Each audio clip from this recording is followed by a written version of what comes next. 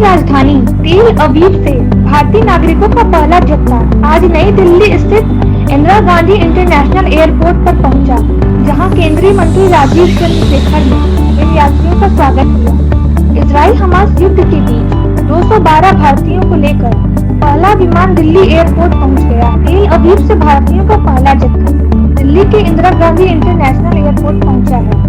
इन यात्रियों की अगवानी के लिए केंद्रीय मंत्री राजीव चंद्रशेखर एयरपोर्ट पर मौजूद थे। इजराइल में रह रहे 18,000 भारतीय भारत सरकार ने अपने उन नागरिकों की वापसी की सुविधाजनक बनाने के लिए ऑपरेशन अजय शुरू किया है, जो स्वदेश लौटना चाहते हैं। इससे पहले विदेश मंत्रालय के प्रवक्ता अरिंदम बागची ने बताया कि हम हालात पर नजर रखे हुए हैं।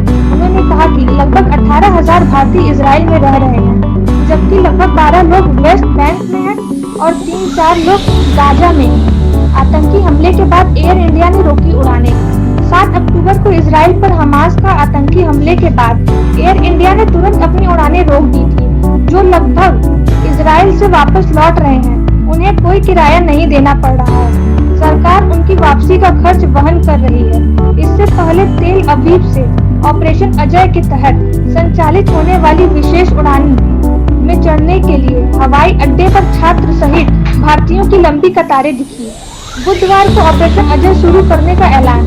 भारत सरकार ने बुधवार को ऑपरेशन अजय शुरू करने की घोषणा की थी। विदेश मंत्री जयशंकर ने सोशल मीडिया प्लेटफॉर्म एक्स पर लिखा, इजराइल से लौटने के इच्छुक हमारे नागरिकों की वापसी की सुविधा के लिए ऑपरेशन अजय शुरू किया जा रहा है।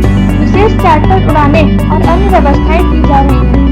विदेश मंत्री ने जोर देकर कहा, हम विदेश में हमारे नागरिकों की सुरक्षा और भलाई के लिए पूरी तरह से प्रतिबद्ध हैं।